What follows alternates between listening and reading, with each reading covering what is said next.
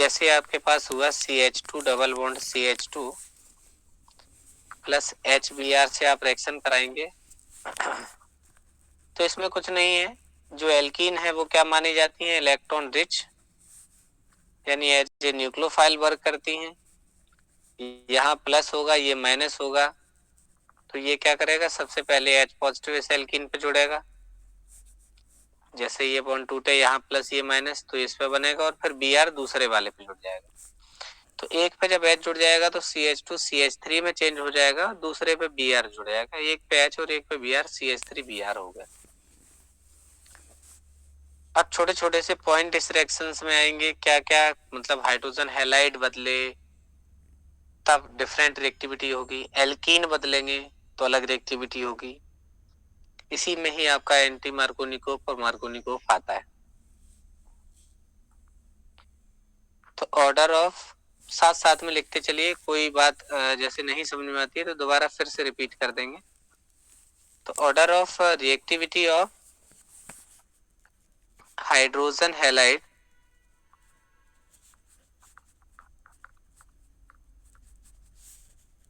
is HI, HBr, HCl और HF, ये order होगा।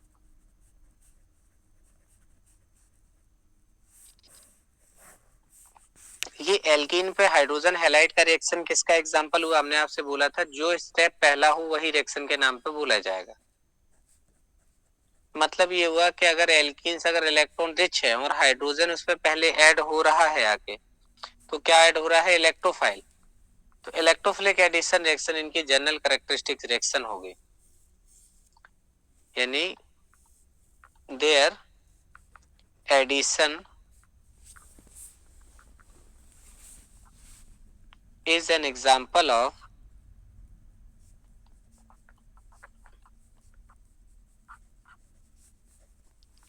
electrophilic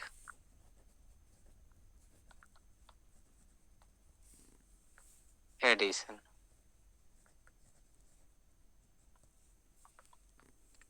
ये क्या हुआ, इलेक्ट्रोफिलिक एडिशन का example.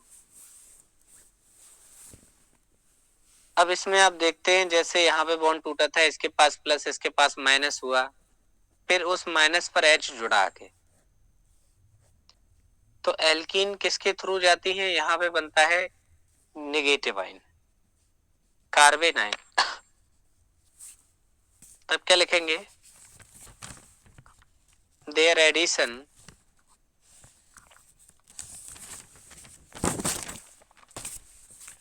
of alkene proceeds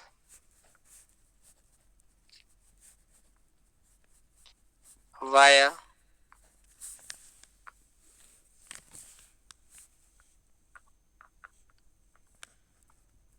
the formation of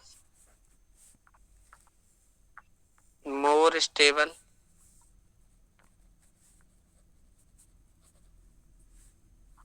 carbonium ion.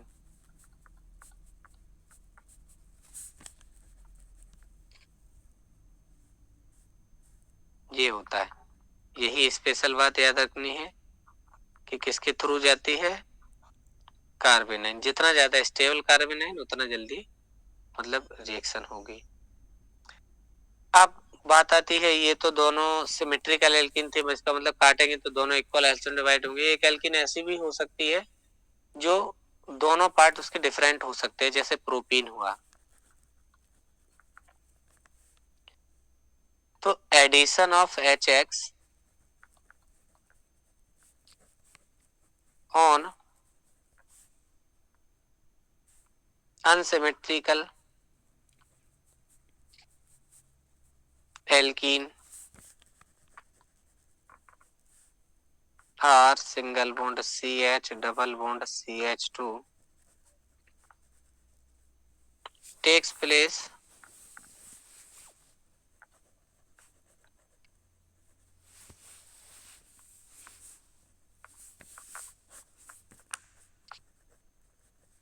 according to MKW rule, तो शॉर्ट में मार्कोनिकोव के MKW लिखते थे। आप जानते हैं, आपने पढ़ा भी होगा मार्कोनिकोव रूल क्या होता है। जैसे आपके पास एल्कीन है CH3 single bond CH double bond CH2, इसका अगर आप HBr से अगर आप रिएक्शन करा रहे हैं तो आपके पास दो पॉसिबिलिटी हैं, स्कीम ए और स्कीम बी। अगर ये बॉन्ड इधर से इधर टूटे तो इस पे प्लस इस पे माइनस आएगा, HBr में H पे प्लस Br पे माइनस आएगा, तो माइनस वाला प्लस पे जुड़ेगा, प्लस वाला माइनस पे। तो CH3 सिंगल बॉन्ड CH पे नीचे Br आएगा और आगे आएगा CH3। अब मान के चल रहे हम स्कीम बी, इस स्कीम में क्या होगा, उल्टा ये बॉन्ड टूटे। अब की बार अगर मान लें कि इधर से इधर टूटे, इस पे प्लस हो इस पे माइनस हो, तो माइनस वाले पे क्या जोड़ेगा, प्लस वाला, तो ये CH2 हो जाएगा और इस किनारे वाले पे Br हो जाएगा। तो यहां बन रहा है आपका 2 ब्रोमोप्रोपेन, 2 ब्रोमोप्रोपेन, और यहां बना 1 ब्रोमोप्रोपेन।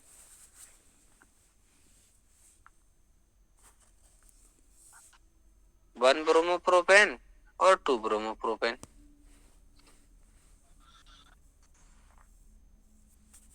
तो इसमें से सोचिए आप कि अगर ये स्कीम ए से टूटे, इधर प्लस बने इधर माइनस, तो 2 डिग्री का कार्बोकेटाइन बनेगा, और इधर से इधर टूटता है तो 1 डिग्री का बनेगा। तो कौन सा ज्यादा स्टेबल रहेगा, ए स्कीम वाला, क्योंकि ए वाले में बन रहा है 2 डिग्री एल्कीन और इधर से बन रहा है 1 डिग्री एल्कीन। और आप जानते हैं कि 1 डिग्री 2 डिग्री कार्बोकेटाइन में 2 डिग्री कार्बोकेटाइन ज्यादा स्टेबल होता है, तो इसी के अकॉर्डिंग जाएगी। और यही MKW रूल कह देता है कि जब किसी अनसिमेट्रिकल एल्कीन पर हाइड्रोजन हैलाइड की रिएक्शन कराई जाती है तो हैलाइड उस कार्बन पर जुड़ता है जहां हाइड्रोजन कम होते हैं।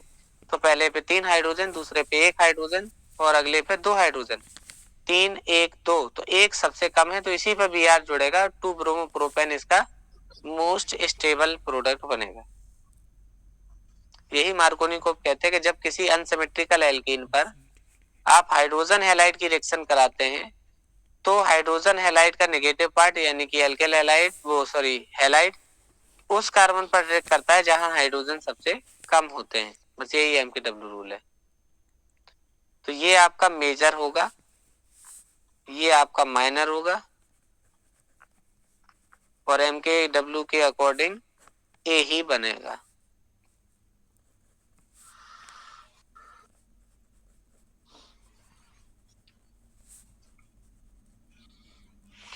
क्लियर है सबको? Yes sir.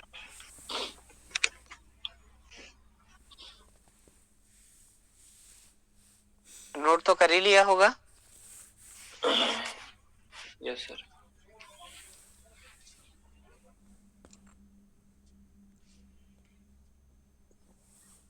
आगे बढ़ रहे हैं, और बाकी के लोग बताएं नोट कर लिए तो आगे बढ़ा जाए। जी सर। जी सर।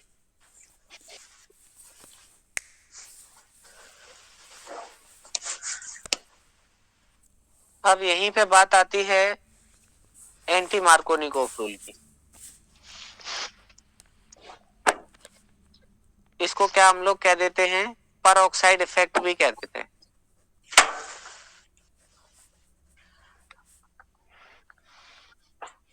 पर ऑक्साइड इफेक्ट या एंटी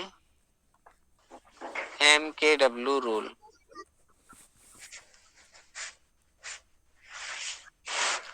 एंटी मार्कोनिकोव किसने दिया था? यही रूल दिया था वैज्ञानिक खरास ने, KHARASCH, खरास इफेक्ट।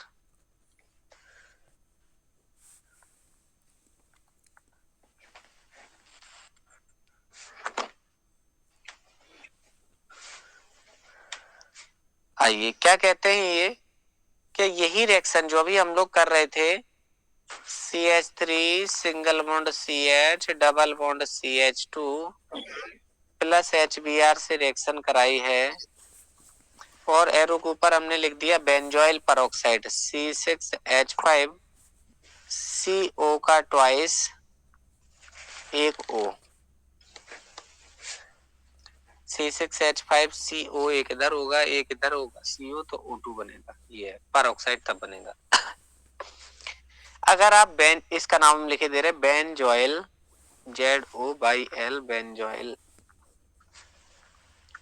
बेंजोइल परऑक्साइड की प्रेजेंस में अगर आप कराते हैं तो यही product CH3 single bond CH2 पे Br बनेगा और प्लस Br रेडिकल बाहर हो जाएगा। इससे एक आइडिया लगता है कि ये फ्री रेडिकल मैकेनिज्म पे काम करती है।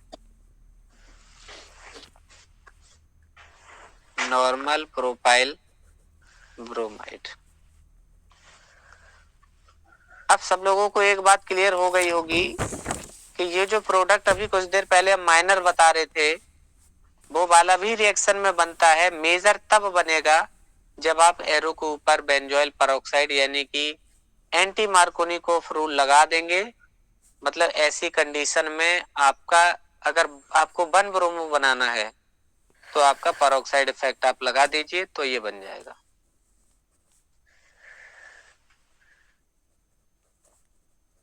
ठीक है, क्लियर हुई बात?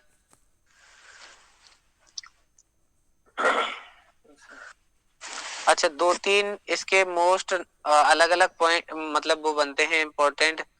क्या चीज है एप्लीकेशन, ये कहिएगा कि कहाँ कहाँ यूज होती है रिएक्शन, कहाँ नहीं होती। तो जो परऑक्साइड की बात कर रहे out of HF, HBr, HCl है ना एंड HI चारों लिखते हैं। ओनली HBr, ओनली पहले लिखना चाहिए, only HBr shows peroxide effect,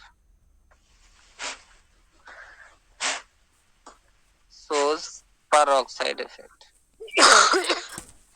ये स्पेशल पॉइंट है, ये आपको याद रखना है कि जब एंटी मार्कोनिकोफ लगाते तो वो केवल HBr पे अप्लाई होगा, बाकी पे नहीं होता। दूसरी बात, सिमेट्रिकल एल्कीन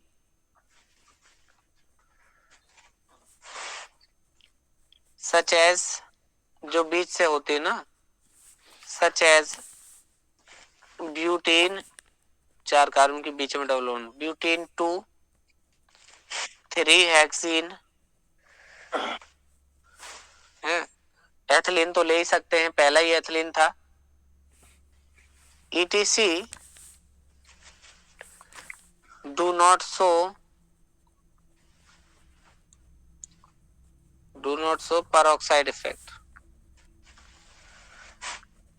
इसका ये रीजन क्या है कि HBr ही शो करता है? उसका रिएक्टिविटी से भी ऑर्डर मतलब देख सकते हैं। एक जगह और हमने कहीं पढ़ा था HF में, तो आप ये मानिएगा कि ये बहुत ज्यादा रिएक्टिव होती है तो इसका फ्री रेडिकल भी स्टेबल नहीं होता, और ये बड़े साइज की वजह से नहीं होता। अब केवल यही 2 बचते हैं जो दे सकते थे। इसमें HBr का ही पढ़ा है, HCl का नहीं पढ़ा। इसका सही लॉजिक नहीं पता है कि इलेक्ट्रॉन एफिनिटी ज्यादा होने की वजह से या साइज का कोई रीजन है, ऐसा कुछ होता है लेकिन कंफर्म नहीं है। इन दोनों का तो साइज और इसका इलेक्ट्रोनेगेटिविटी ज्यादा, मतलब मोर विगोरियस रिएक्शन हो जाती है, ये बताए। तो सिमेट्रिकल जो है वो एल्कीन सिमेट्रिकल होगी तो सर चाहे इधर जोड़िए चाहे उधर जोड़िए, है ना, तो फिर वो लगेगा ही नहीं ना, उस पर मार्कोनिकोफ समझ आएगा ना एंटी मार्कोनिकोफ। कम या ज्यादा जुड़ेगा तो फिर उसके लिए एंटी मार्कोनिकोफ लगेगा।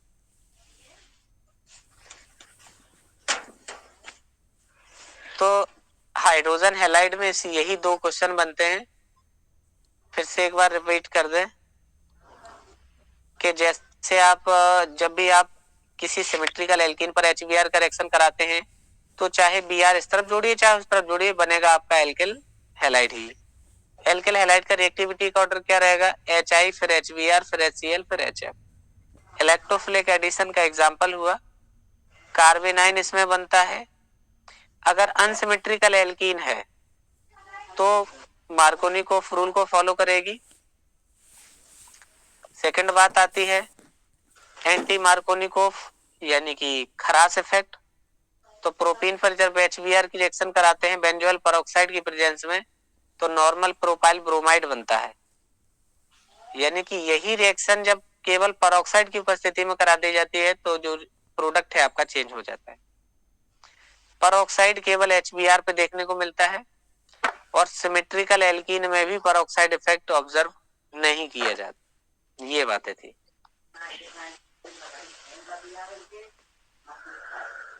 चलिए नेक्स्ट हेडिंग लगाते हैं,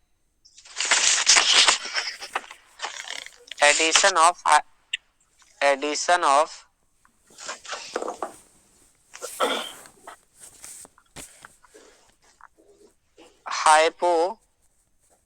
hypohalous acid. Addition of hypohalous acid. Hypohalous क्या होता है? हाइपो वर्ड जोड़ा जाता है जनरली, जैसे हम आपसे कहें CaOCl2 कैल्शियम हाइपोक्लोराइड, ऐसे आप कहेंगे। ऐसे ही इसी तरीके से हम लिखे HOCl हाइड्रोजन हाइपोक्लोराइड यानी हाइपोक्लोरस एसिड हो गया, ऐसे लिखा जाएगा। हाइपोक्लोरस हाइपोब्रोमस ऐसे जुड़ जाते हैं तो CH2 double bond CH2 plus HOCl, यहां पे माइनस यहां पे प्लस, ऐसे अगर रिएक्शन कराते हैं तो CH2 सिंगल बॉन्ड CH2 क्या होगा, कहीं से भी तोड़िएगा, एक पे प्लस आएगा एक पे माइनस, माइनस प्लस पे जोड़ दीजिए, प्लस माइनस पे जोड़ दिए, एक पे OH आ जाएगा और एक पे Cl आ जाएगा। इसको कहते हैं एथिलीन ETH एथिलीन क्लोरोहाइड्रिन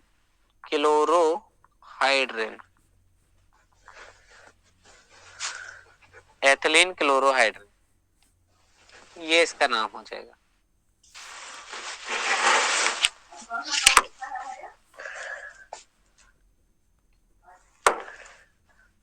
नोट करते चलिए साथ साथ में।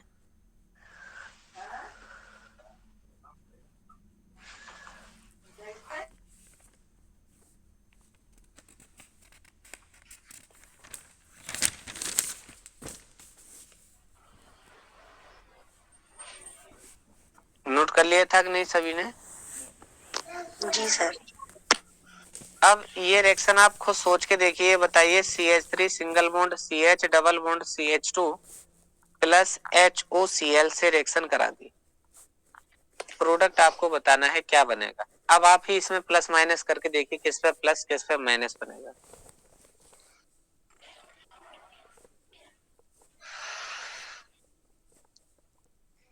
बीच वाले पे सर प्लस कार्बन, ये सर ये प्लस आई दिखाएगा, इधर से ऐसे पुश करेगा, इधर आप प्लस लगाएंगे इधर माइनस, OH पे माइनस और क्लोरीन पे प्लस। जब हाइपोहेलस में कराएंगे तो O मोर इलेक्ट्रोनेगेटिव, ऐसे OH ग्रुप दिखा रहे हैं, ये वाला पॉजिटिव।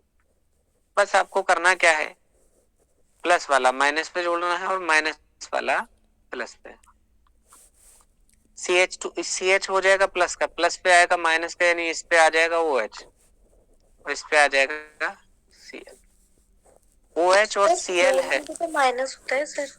किस पे? जैसे HOCl है तो Cl भी तो माइनस होता है सर। हाँ, लेकिन जोड़ा किससे है? OH सिंगल बॉन्ड Cl, एक पे प्लस आएगा एक पे माइनस आएगा, जो ज्यादा इलेक्ट्रोनेगेटिव होगा उस पे नेगेटिव, उसके कंपेयर में जो आएगा उस पे पॉजिटिव। तो सर क्लोरीन ज्यादा इलेक्ट्रोनेगेटिव है ना?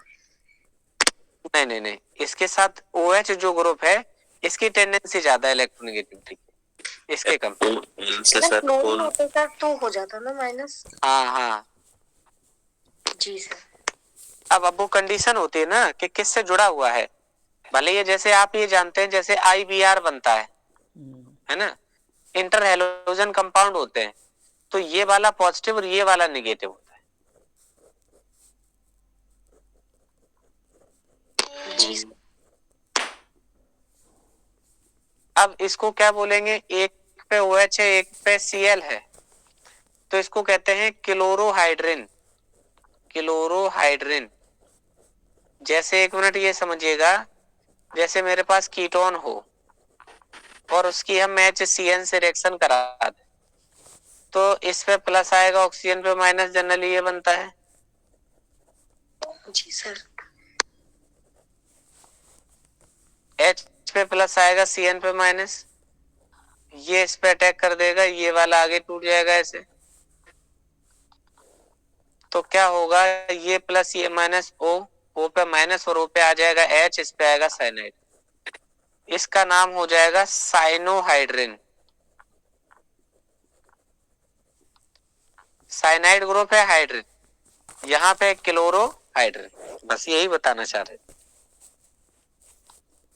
कि जब एक पे OH एक पे Cn तो साइनोहाइड्रिन, एक पे OH एक पे Cl क्लोरोहाइड्रिन, ऐसे नाम लिखा जाता है। तो कौन सा क्लोरोहाइड्रिन बनेगा ये भी बताना है। प्रोपिलीन 1 हाँ। 2 3।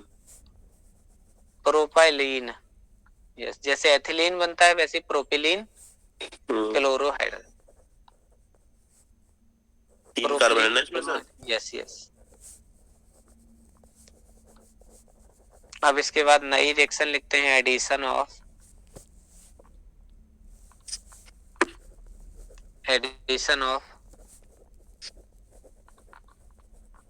Sulphuric acid.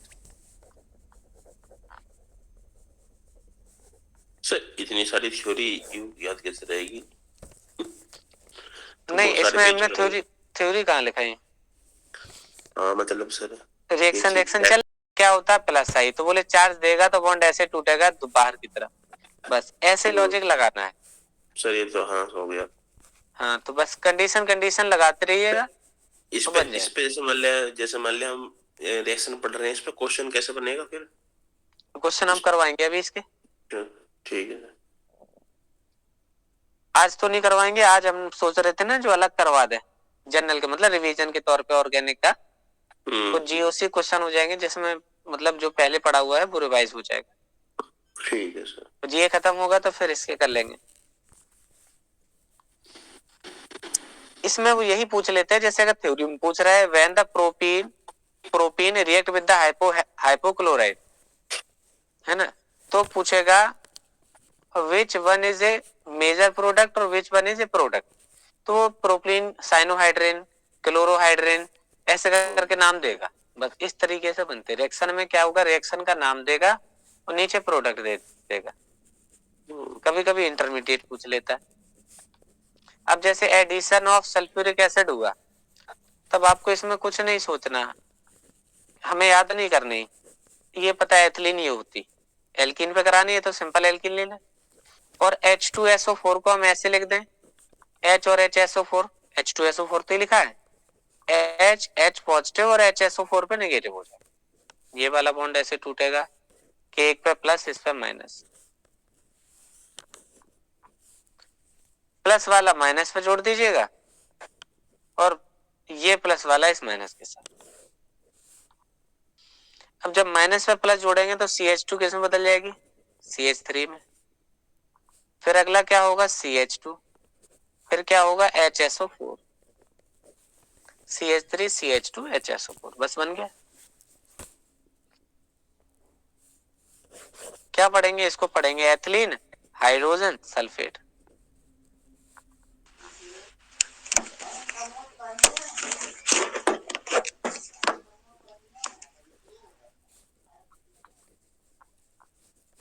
और क्या पढ़ेंगे, सिंपल भाषा में अगर इसको एथिलीन ना कहें क्योंकि कंफ्यूज हो जाएंगे तो कहीं डबल बॉन्ड तो नजर नहीं आ रहा है, तो फिर इसको ऐसे पढ़ सकते हैं, क्या बोले, इथाइल, इथाइल इथाइल C2H5 पढ़ दीजिए, CH3 ethyl hydrogen sulphate, ethyl hydrogen sulphate पढ़ देंगे तब ठीक है सर।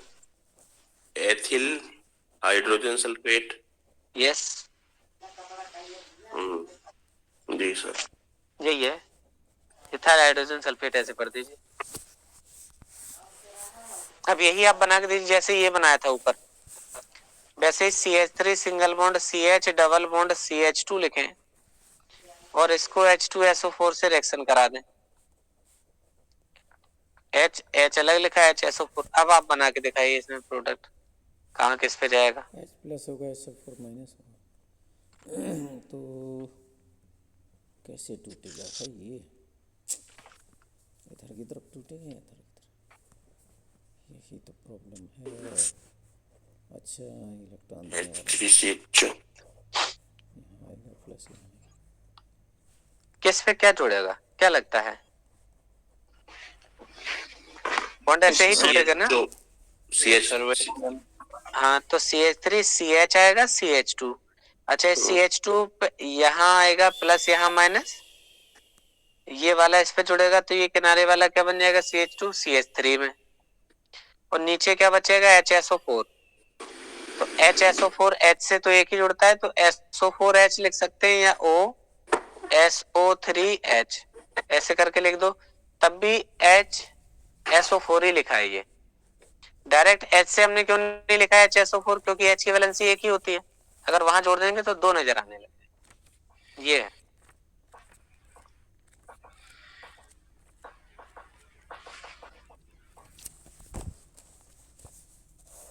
क्लियर है बात।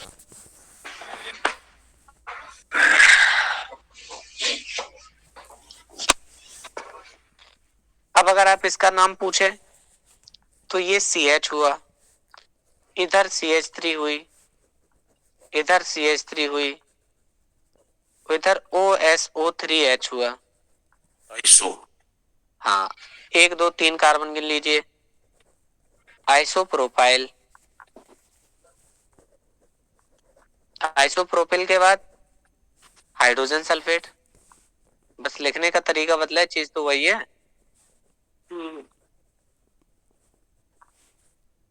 Isopropyl hydrogen sulphate.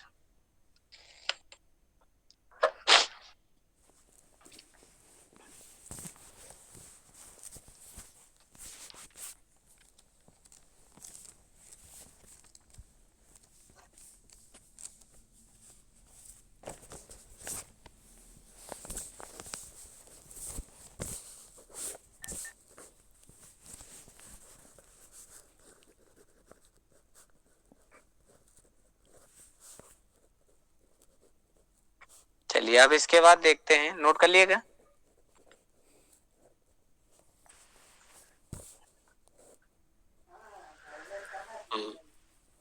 Ji sir.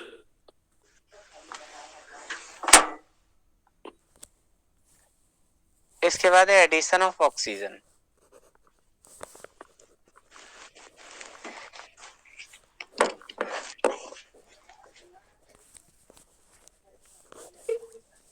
Oxidation.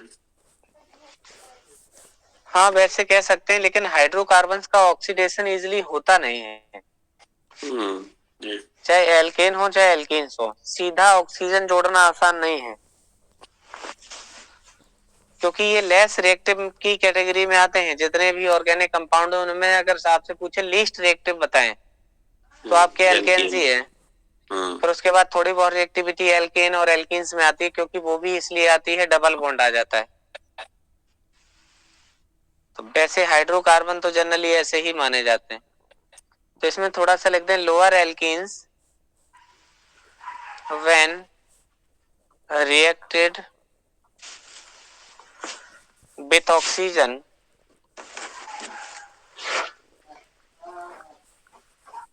reacted with oxygen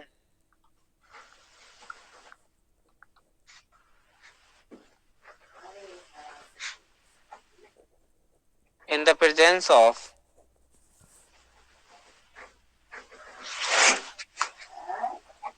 special catalysts yield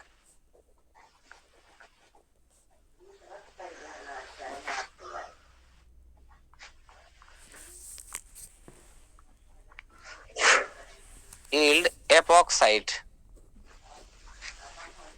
epoxide, epoxides क्या होते हैं? साइक्लिक ईथर को कहते हैं और इनको ऑक्सीरेन भी कहते हैं, OXERANS, ऑक्सीरेन, ऑक्सीरेन। तो आपने एल्कीन ले ली, CH2 double bond CH2 plus आपने ऑक्सीडेशन करा दिया।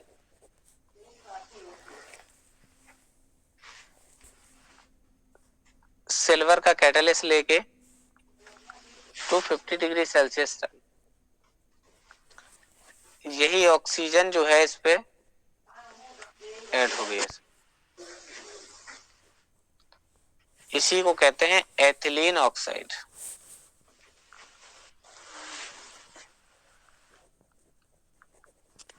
Ethylene oxide.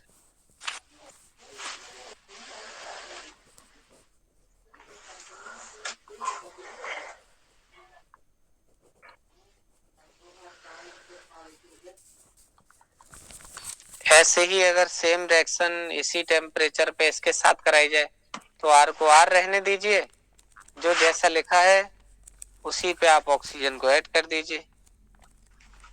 ऐसे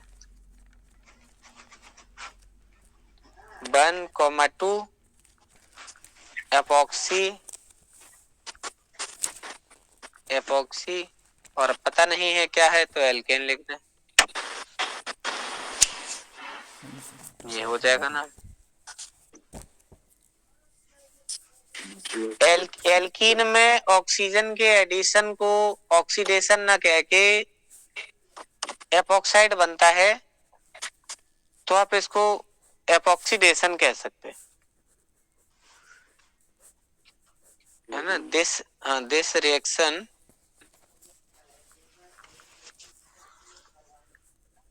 is known as epoxidation, epoxidation हो गया।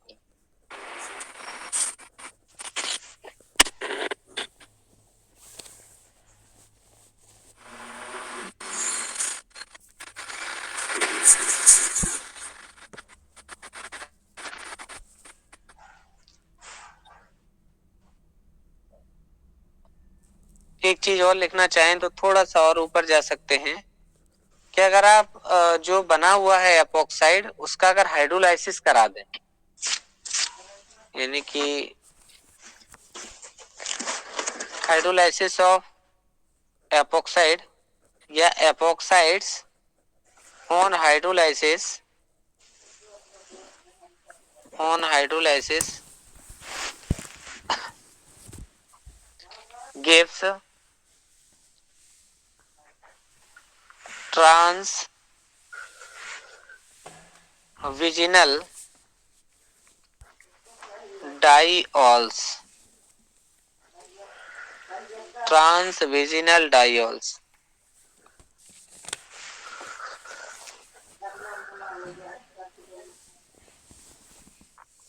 मान लीजिए ये है,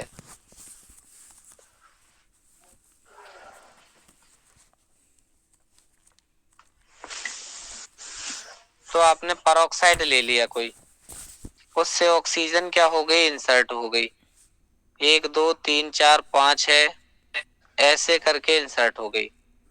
अब आप इसका हाइड्रोलाइसिस करा दीजिए,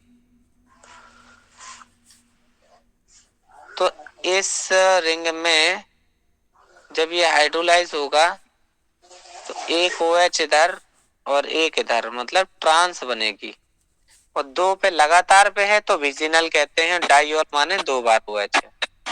तो ये आखिरी पॉइंट एक बार बताएं, समझ में आया कि नहीं, क्या हमने समझाया इसको?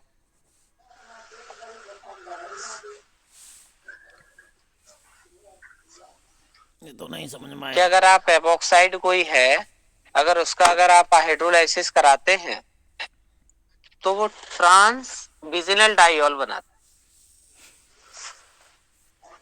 ये है।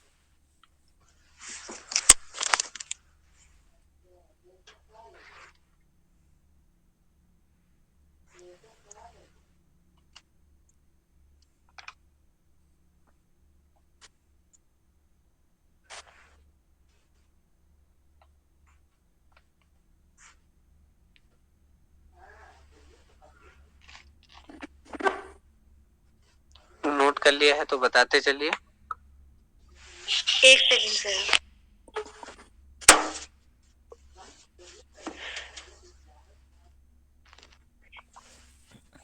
डबल बॉन्ड है, उस डबल बॉन्ड का क्या करना है, सिंगल बॉन्ड करना है।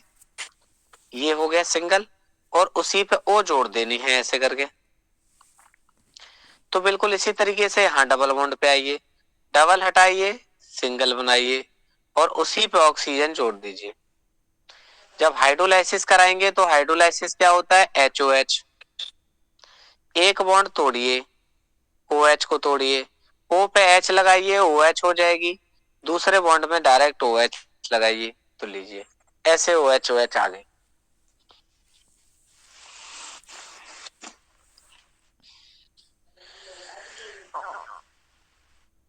बताएं अब। अच्छा, ये पूछ रहे कि इसकी मतलब मैकेनिज्म क्या है, ये पूछना चाह रहे हैं आप। ऐसे आपको कुछ नहीं सोचना, तीनों रखी हैं, 1 2 3। तो C6H5COOH इसका नाम होता है बेंजोइक एसिड। और हमने क्या किया सर, इसमें एक O और बढ़ा दी, अब हो गई COOH। अब इसका नाम पर हो जाएगा, जो नाम है एसिटिक एसिड था तब इसका नाम हो गया पर एसिटिक एसिड। अब जो एक एक्स्ट्रा वाली O थी वही इसने यहाँ इसको दे दी और बेंजोइक एसिड रह गया खुद। अब जो एक O आ गई, इसी का बॉन्ड टूटा है, O जल के अणु से H लेके OH बना लिया, और दूसरा वाला ये डायरेक्ट OH वो ये आ गया, ऐसे बन जाती। डबल बॉन्ड हटाना है, O लगाना है।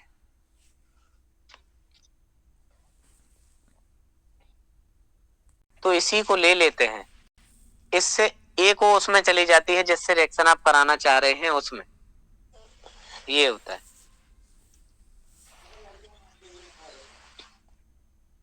नोट कर लिया क्या?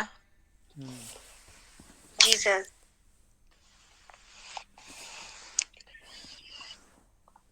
अब इसके बाद है रिएक्शन विथ ओजोन, बहुत इंपॉर्टेंट है और एक क्वेश्चन जरूर है इससे, मान लीजिए। रिएक्शन विथ ओजोन लिखें तो ज्यादा ठीक। ओजोनाइट, ओजोन, जैसे एपॉक्साइड बन रहा था, एपॉक्सीडेशन था, ओजोन बनाएगा तो कंपाउंड का नाम क्या होगा, ओजोनाइड। जैसे एपॉक्साइड था वैसे ही क्या है, ओजोनाइड। अच्छा, अब इसमें बहुत सिंपल सी रिएक्शन है, आपको समझनी है। ये रिएक्शन दो तरीके से पूछी जाती है, उल्टा करके भी पूछते हैं, सीधे भी पूछते हैं। तो सिंपली जैसे आपने लिखा CH3 single bond CH, double से CH, सिंगल से CH3, और आपने O3 से रिएक्शन करा दी। आपको इतना बस समझना है कि डबल तोड़ना है आपको bond, CH3 single bond CH, CH, CH3। अब देखिए जो बीच में डबल लगा था वो मैंने हटा दिया। क्या किया है सर, यहाँ पे इस तरीके से एक ऑक्सीजन जोड़नी है, दूसरा अगली ऑक्सीजन ऐसे जोड़नी है। आप क्या किया है, यहाँ पे डबल बॉन्ड तोड़ा है तो दो बॉन्ड चाहिए, एक ऊपर जाएगा एक नीचे, एक ऊपर जाएगा एक नीचे। जो दो बॉन्ड वहां खाली किए थे वो दो बॉन्ड अपने पास हैं अभी। इस दोनों बॉन्ड पे एक ऑक्सीजन लगाई है, इन दोनों पे एक एक ऑक्सीजन लगाई है, क्योंकि अपने पास 3 ऑक्सीजन थे। इसी कंपाउंड का ही नाम क्या बना है, ओजोनाइट। ठीक है, ये कौन सी थी, ब्यूटीन थी, ब्यूटिलीन ओजोनाइड, ब्यूटिलीन ओजोनाइड हो। अब आप इसको जल अपघटित कर सकते हैं, यानी कि ये जो ओजोनाइड बना हुआ है, ओजोनाइड को तोड़ने के आपके पास कई तरीके हो सकते हैं। क्या क्या, पहला तरीका ये है कि अगर आप ओजोनाइड को ऑक्सीडाइज करा सकते हैं, when ozonide is oxidized when ozonide is oxidized by means of Ag2O मतलब सिल्वर ऑक्साइड,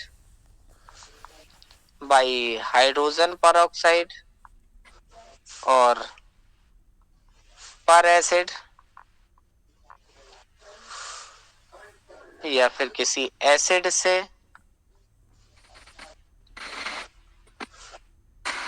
नहीं पर एसिड से, या तो इससे करा दीजिए, इसमें एक वो एक्स्ट्रा होता है, इसमें एक वो होता है, इससे ऑक्सीडाइज करा सकते हैं। तो बनता क्या क्या है, ये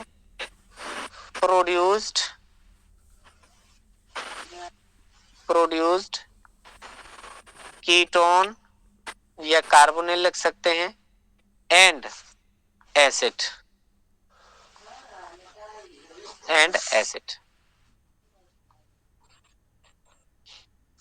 यही जो ओजोनाइड बना हुआ था इसी को हम ले आ रहे हैं CH3 सिंगल बॉन्ड से CH, इस पे O, CH CH3 सिंगल से O, इस तरीके से।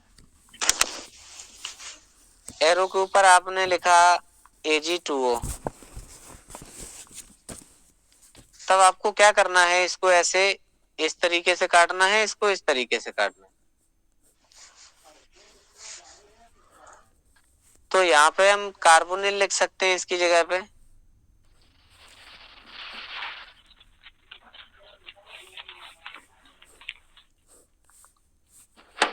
कार्बोनिल कंपाउंड, एल्डिहाइड भी हो सकता है, कीटोन भी हो सकता है।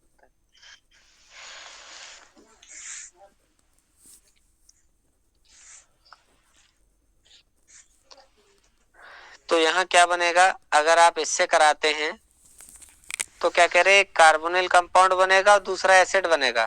तो पहला बना दीजिए CH3 CHO, पहला हो गया, और दूसरा O इसमें आ जाएगी तो ये CH3 COOH में चेंज हो जाएगा, एक कार्बोनिल बनेगा और दूसरा आपका एसिड बनेगा, अगर Ag2O से कराते हैं तो।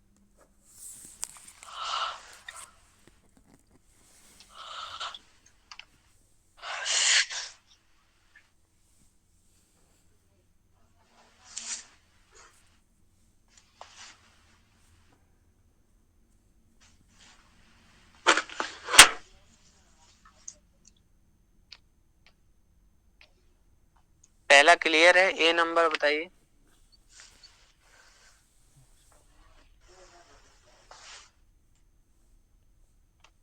Yes sir.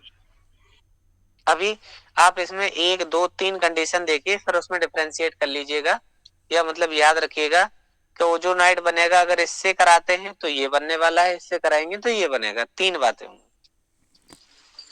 और कई बार एग्जाम में उल्टा क्वेश्चन पूछता है, एल्डिहाइड या कीटोन बना के पूछेगा और कह रहा है कि बताइए ये ओजोनाइड प्रोडक्ट है, बताइए ये एल्कीन क्या हो सकती है, ऐसे पूछते हैं। तो पहला तो ऑक्सीडेशन पढ़ लिया, अब आगे लिखिए, रिडक्शन ऑफ ओजोनाइड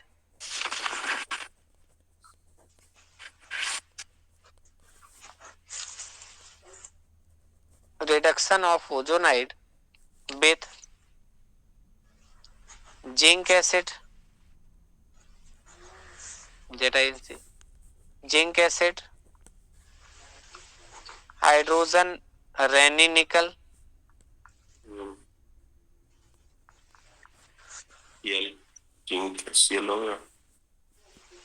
और ट्राइफेनाइल फॉस्फीन यानी PH3, ये अगर देते हैं तो ये क्या बनते हैं, गिब्स, क्या बनाते हैं गिब्स, एल्डिहाइड और कीटोन का मिश्रण प्राप्त होता है। यस, एक का बन जाएगा एल्डिहाइड और कीटोन बन जाएगा। तो यही अगर हम मान लीजिए अगर हमने एल्कीन ऐसे ले ली, R single bond C, single से आर, डबल से सी, सिंगल से एच, सिंगल से आर, ये अगर बना हुआ है तो क्या बनेगा इसका ओजोनाइड? पहले तो ये समझिए एक सी से दो आर जो कि है अभी, डबल बॉन्ड हटाएंगे, एक मंदिर जैसा बनाएंगे ओजोनाइड, ऐसे ऐसे, एक पे सी पे एच, एक पे एक आर। आगे क्या बोला है? ऐसे ही काटना है आपको, ये ऐसे, ये ऐसे। तो जिंक डस्ट या H2 के साथ जैसे ही कराते हैं तो ये H2SO के साथ पहला बना दीजिएगा H2O, नंबर एक बात। दूसरा C है, दो R जोड़ेगा डबल बॉन्ड से O, ये हो गया आपका कीटोन। प्लस एक R है, एक H है और डबल से O है,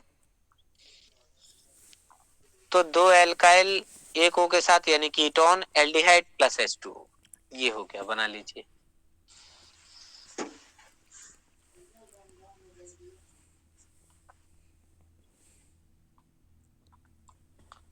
जल्दी से तीसरी condition,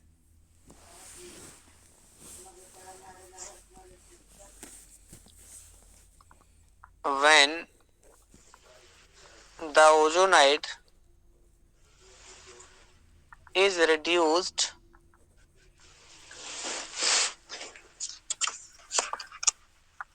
by using LiAlH4, lithium aluminium hydride के साथ या सोडियम बोरोहाइड्राइड के साथ कराते हैं, LiAlH4 या NaBH4,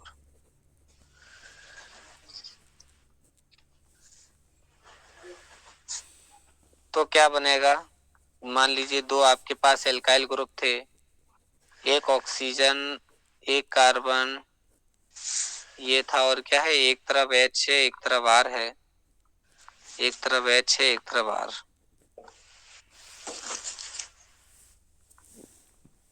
ऐसे बना हुआ है। और अगर आप रिडक्शन करा रहे हैं LiAlH4 तो देखिएगा ये जो जैसे यहाँ कीटोन बना था, जहां से हम ऐसे कट कर रहे हैं, तो एक C से दो R और एक O था। अगर आप रिडक्शन करा रहे हैं यहाँ पे LiAlH4 चार H देगा, एक इस तरफ लग जाएगा, एक O के इस तरफ लग जाएगा, CH पे दो R और एक OH, और अगला एक C पे एक तरफ H एक तरफ R, इस पे भी HOH हो जाएगा, यानी कि RCH2OH बन जाएगा, ये RCH2OH। तो ये रिडक्शन हो गया यहाँ पे।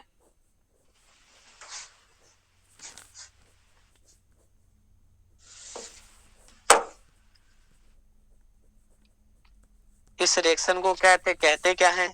ओजोनोलाइसिस। क्या कहते हैं? ओजोनोलाइसिस।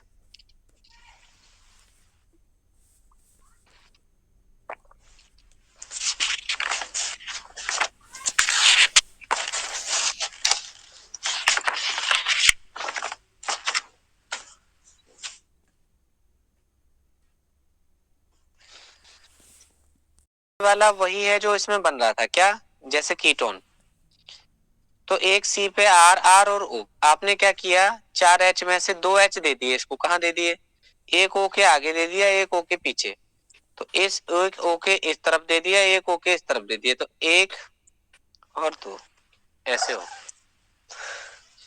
यही चीज सेम यहाँ हुई, एक इधर दे दिया, एक इधर दे दिया, ये भी सी एच हो गया, ये भी ओ एच हो गया, ऐसे होगा।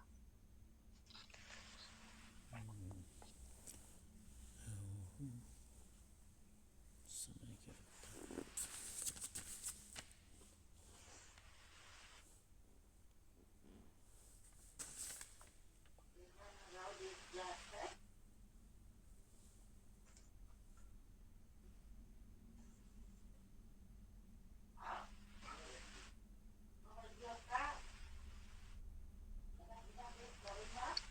ठीक है, आगे बढ़ा जाए।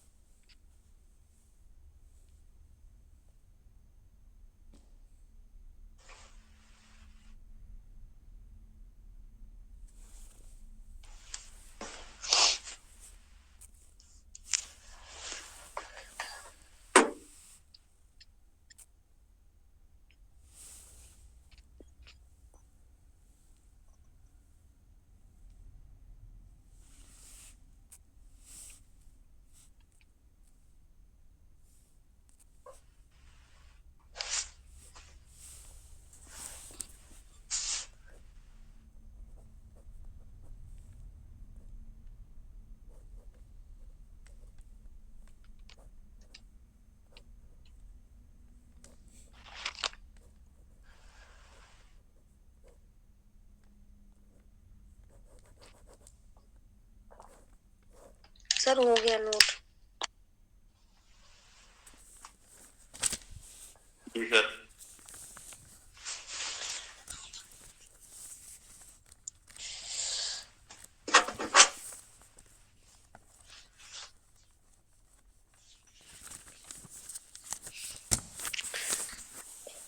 अब एक चौथा इसका बचता है ऑप्शन कि जिसमें डबल बॉन्ड को आपको H2O के साथ तोड़ना है। द ओजोनाइट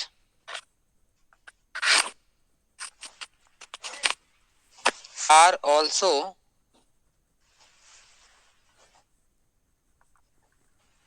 split, यहाँ लिखेंगे नहीं ऊपर को नहीं,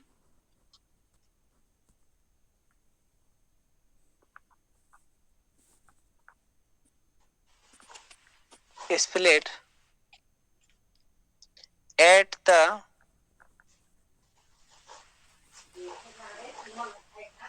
site of double bond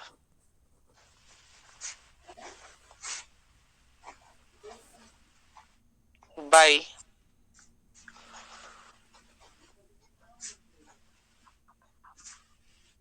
warming with water।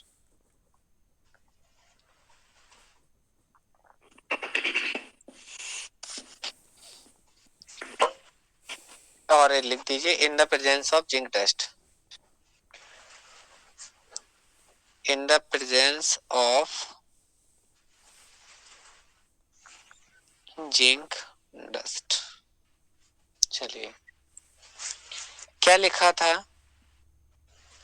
एक कार्बन, दो एल्काइल ग्रुप ऑक्सीजन के साथ अटैच थे, एक H था एक R, H2O के साथ रिएक्शन कराई जिंक डस्ट की प्रेजेंस में। करना क्या है, इसको ऐसे काटना है, इसको ऐसे काटना है। एक C के साथ दो R, एक C के साथ दो R, एक डबल बॉन्ड से O, एक C के साथ एक H, एक R, डबल बॉन्ड से O प्लस H2O2।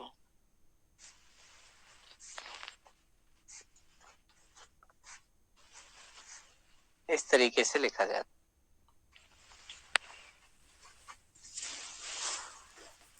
इस रिएक्शन को क्या कहते हैं, ओजोनोलाइसिस। कुछ लैंग्वेज लिख लीजिए। The addition of ozone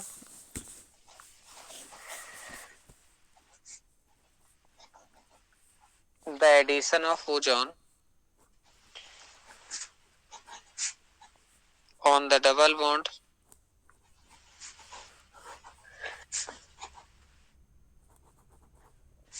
and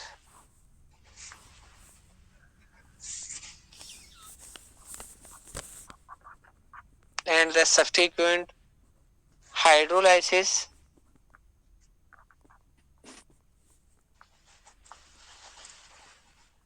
of the ozonide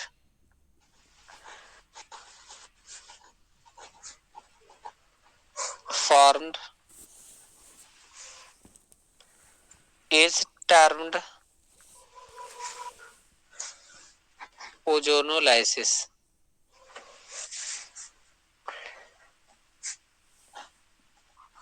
ozonolysis double bond पे ओजोन का एडिशन करा दें, फिर ओजोनाइड जो बनेगा उसका हाइड्रोलाइसिस करा दें। इस पूरी प्रोसेस का नाम है ओजोनोलाइसिस। ओजोनोलाइसिस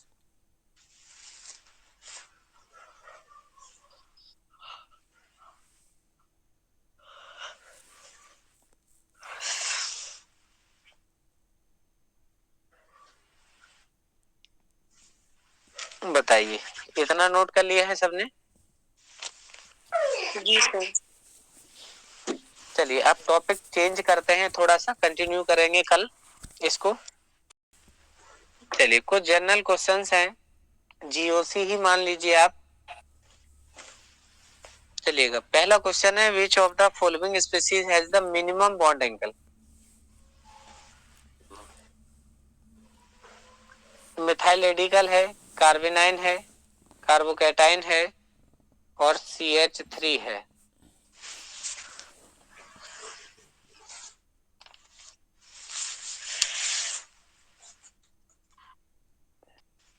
बताइए।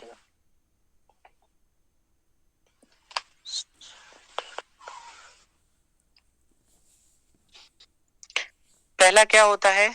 sp3, sp2, sp3, sp2।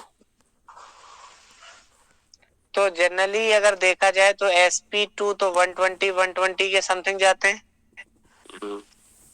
तो वो तो लगभग इन दोनों से बड़े ही होंगे, ज्यादा ही होंगे, कितने भी कम होंगे तब भी इन दोनों से ज्यादा ही होंगे। अब बात आती है कि पहले वाले का ज्यादा होगा या दूसरे वाले का, क्या पूछा है, सॉरी ज्यादा नहीं पूछा, किस वाले का कम होगा। तो ज्यादा बता दीजिए, कम वाला अपने आप पता चल जाएगा। ज्यादा वाला सल पहला हो जाएगा। यस। अब रीजन बता दीजिए कि पहले वाले का ज्यादा क्यों, दूसरे का कम क्यों। सर ये रेगुलर टेट्राहेड्रल है। यस। तो इसका 109 डिग्री 28 मिनट होता है। अच्छा, फिर दूसरे का? दूसरे में सर जैसे माइनस आ रहा है तो इसमें 2 इलेक्ट्रॉन होंगे। हाँ, उसकी वजह से वो डिस्टर्ब हो जाएगा। यस, ये कहिएगा ऐसे लिखा है 2 इलेक्ट्रॉन है, 2 इलेक्ट्रॉन होने का मतलब है लोन पेयर। अगर लोन पेयर है तो यहाँ होगा रिपल्सन जी, और बॉन्ड एंगल हो जाएगा कम, तो मिनिमम वाले का आंसर है 3, CH3 पे नेगेटिव। रेडिकल में ही काउंट होता है, वो जनरली sp2 में ही गिना जाता है। तो sp2 वाला जो है वो 120 पे जाता है। नाइट्रोजन पे 5 होते हैं, O का काउंट नहीं किया जाए तो 5/2 थोड़े नहीं निकालेंगे। मतलब ऑड इलेक्ट्रॉन के स्पीशीज में हाइब्रिडाइजेशन नहीं निकाल पाएंगे आप।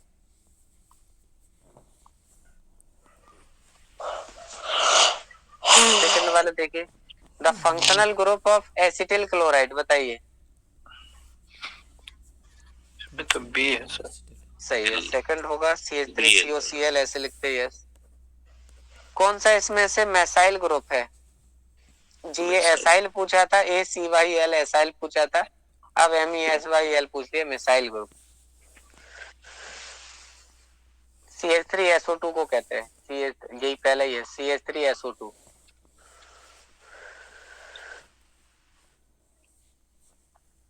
ये एसीटेट है, ये CH3S नेगेटिव है। जैसे CH3O पे नेगेटिव होता है, इथॉक्साइड होता है। ये मरकैप्टेन ग्रुप होता है, तो मिथाइल मरकैप्टो हो जाएगा इसका नाम। मिसाइल पूछा था, मिसाइल है CH3SO2 पे। पूछा है इनमें से C single bond C benzene. Benzene तो जनरली ऐसी बनती है। बॉन्ड एंगल क्या होता है, उसी के अकॉर्डिंग आप 3 कार्बन के बीच में वो हाइब्रिडाइजेशन क्या होता है, उसी के अकॉर्डिंग बॉन्ड एंगल आप डिसाइड कर सकते हैं। sp2 होता है सर 120 आएगा। यस, 120 हो गया। अगला देखिए, unstable species containing electron deficient nitrogen atom.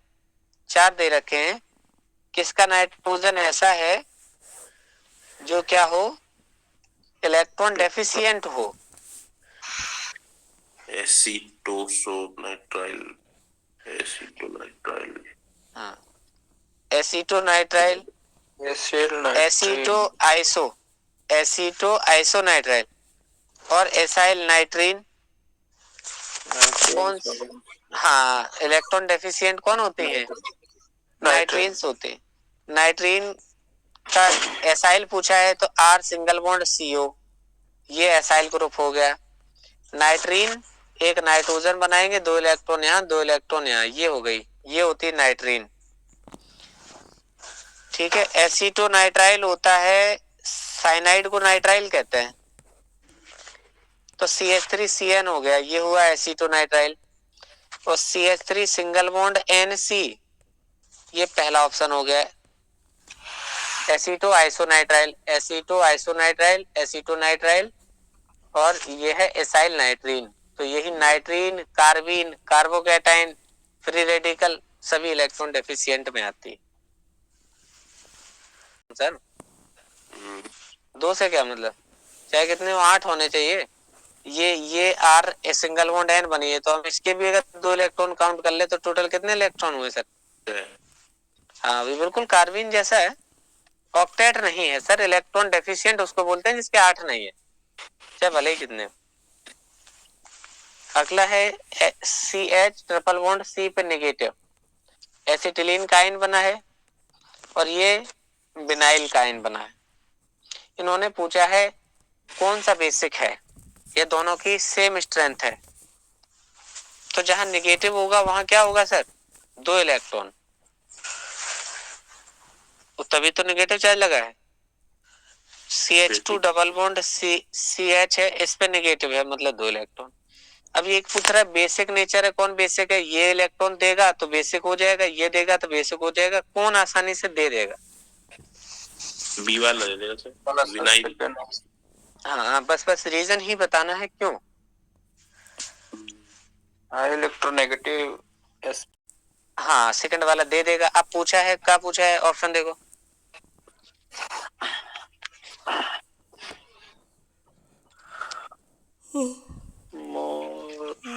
दोनों में ट्रिपल बॉन्ड लेस बेसिक से सही है, पहले से लेस बेसिक है। हाँ, क्योंकि नीचे वाला ज्यादा बेसिक है तो ऊपर वाला कम बेसिक है, और एक का ही ऑप्शन दिया है, इसके ऑप्शन दिए ही नहीं है, इसी के टर्म में दिए हैं। तो जो एसिटिलीनिक है वो लेस बेसिक है, विनाइलिक है मोर बेसिक है। क्वेश्चन नंबर 7 देख, आपने ये बोला मोर बेसिक, क्योंकि ये sp2 हाइब्रिडाइज्ड है, ये वाला sp हाइब्रिडाइज्ड है। sp वाला मोर इलेक्ट्रोनेगेटिव होता है, जितना ज्यादा इलेक्ट्रोनेगेटिव होगा तो अपने शेयर्ड इलेक्ट्रॉन पकड़े रखेगा, नहीं देगा आसानी से। ठीक है सर, अगर मोर इलेक्ट्रोनेगेटिव है तो पकड़ के रखेगा, वो देगा नहीं, इसलिए ये दे देगा आसानी से। हाँ, ये लेस बेसिक, मोर एसिडिक हो जाएगा सर, ये है ना। हाँ, मोर एसिडिक हो जाएगा। Basic, the carbonium ion is formed when the covalent bond between the two atom of organic compound undergoes heterolytic fusion. Carbonium, हाँ यही पूछा है, कार्बोनियम। अगर 2 कार्बन कार्बन के बीच में कार्बोकैटायन बना, वो सॉरी बॉन्ड बना है, कोवेलेंट बॉन्ड बना है, और कार्बन प्लस आप उससे अलग करना चाहते हैं, तो किस टाइप का विखंडन किया जाए? होमोलिटिक, हेटेरोलिटिक या पाइरोलाइसिस? हेटेरो किया जाए। होमो करते तो क्या मिलता है सर? रेडिकल। तो फिर रेडिकल मिलता है, यस। पाइरोलाइसिस करते तो क्या मिलता है? छोटे छोटे टूट जाता सर। हाँ, तो छोटे छोटे उसमें एल्केन या एल्कीन्स मिल जाते हैं, यस। टेम्परेचर की प्रेजेंस में कराते तो pyrolysis. Which of the following is an electrophile? जिन पे इलेक्ट्रॉन की कमी होती है, वो लुईस एसिड होते हैं, वो लुईस बेस होते हैं, या फिर नेगेटिव स्पीसीज होती है? Lewis acid. जिन पे लॉन पेयर की कमी होती है वो एसिड, और लॉन पेयर डोनर क्या होते हैं? बेस। yes. तो यहाँ आंसर हो जाएगा लुईस एसिड।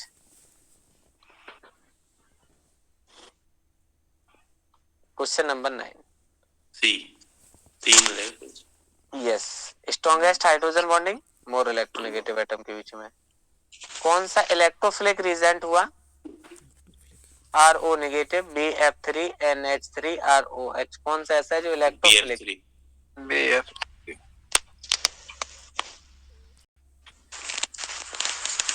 हाँ, इलेक्ट्रोफिलिक पूछा है।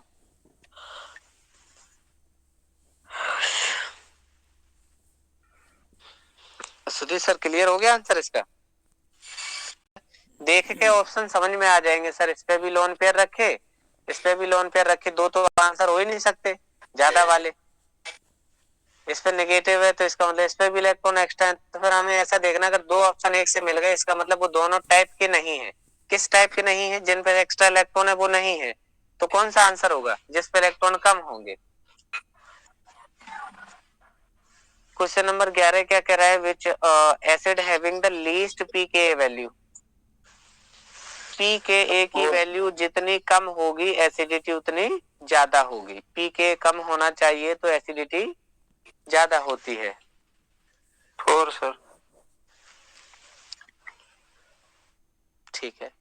जो माइनस आई होते हैं वो कार्बोक्सिलिक एसिड की एसिडिटी को बढ़ाते हैं। यस। प्लस आई घटा देते हैं। द मॉलिक्यूल विच, इनमें सब में माइनस आई लगा है।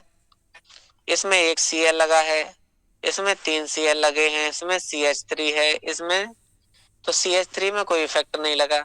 इसमें भी Cl है, इसमें भी Cl है, इसमें F है। इसमें Cl 3 है, इसमें 1 है। गलत।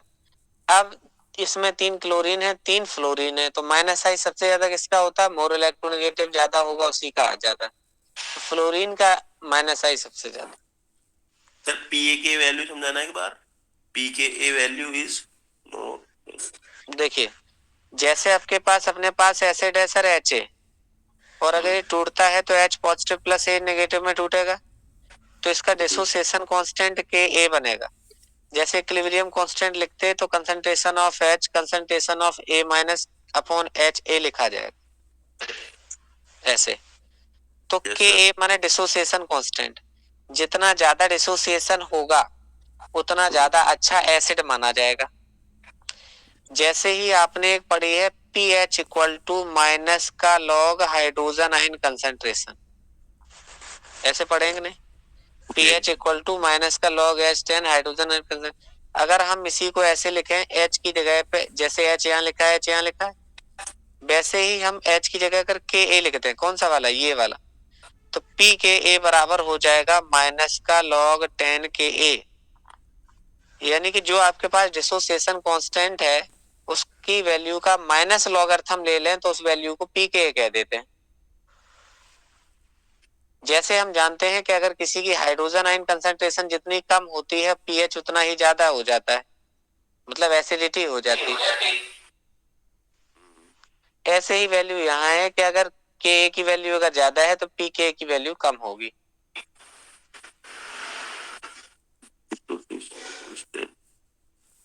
तो pKa की वैल्यू समझ में आ गई। ये लॉगरिथमिक ऑफ Ka, यही क्या हो जाएगा? pKa। ठीक है।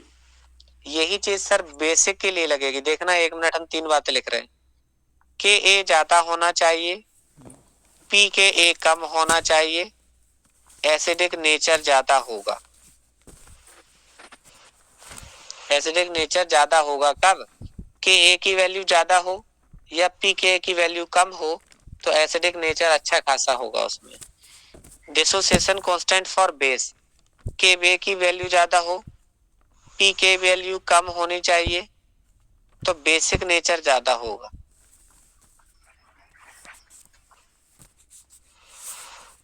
ये वाली बात। अब ये दोनों बातें क्लियर हो गई। ठीक है सर।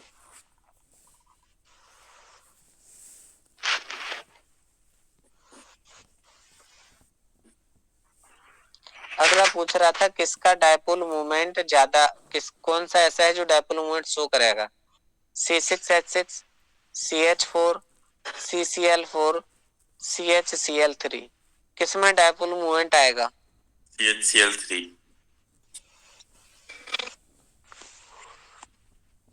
इसमें किसी को डाउट तो नहीं है? इसका मतलब ये डायपोल मोमेंट शो करेगा। यस।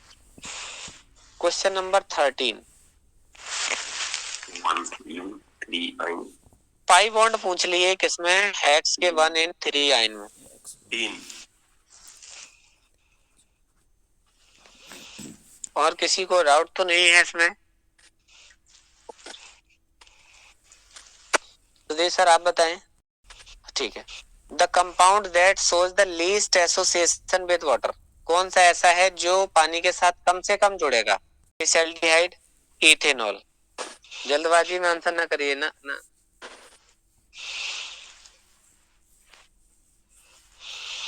लीस्ट एसोसिएशन, जो कम हाइड्रोजन से, वो कम वाटर से जुड़ना चाहेगा, किसकी सॉल्युबिलिटी कम होगी? पहली बात तो ये समझिए, पानी से सॉल्युबिलिटी क्या होती है? Like dissolve like. जिसको आप घोल रहे हैं वो पोलर नेचर का है तो पानी में फटाफट घुल जाएगा, लेकिन ये भी ऑर्गेनिक है, ये भी ऑर्गेनिक मॉलिक्यूल है, ये भी है, ये भी है। अब इनऑर्गेनिक इनऑर्गेनिक में घुलता है, ऑर्गेनिक ऑर्गेनिक में घुलता है, लेकिन कई बार ऐसा होता है कि ऑर्गेनिक मॉलिक्यूल इनऑर्गेनिक सॉल्वेंट में घुल जाता है। अगर ऐसा होता है तो हाइड्रोजन बॉन्डिंग हो सकती है। तो हाइड्रोजन बॉन्डिंग फिनॉल की पानी की होती है, इथेनॉल पानी की होती है, मीथेनॉल पानी की होती है, सैलिसल्डिहाइड की पानी के साथ होती है। चारों हैं। लेकिन अगर देखा जाए तो सैलिसल्डिहाइड एल्डिहाइड है। क्या है एल्डिहाइड? ये बेंजीन की रिंग पे एक पे OH, दूसरों पे CHO, इसका नाम सैलिसल्डिहाइड है। तो ये खुद ही इसमें इंट्रामोलिकुलर हाइड्रोजन बॉन्डिंग कर लेता है। ये खुद में ही इसके मॉलिक्यूल में हाइड्रोजन बॉन्डिंग है कि दूसरे के पानी के अणु से बहुत कम जुड़ना चाहेगा। आंसर डी करेक्ट होगा। समझ में आ गई बात कि नहीं? क्यों है?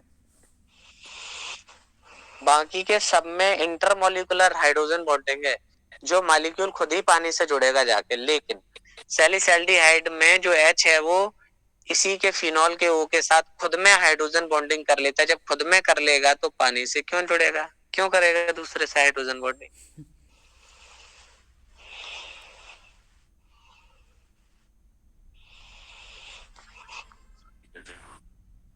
क्लियर हुआ? ठीक है। चलिए, अब ये 15 से लेके 25 तक है।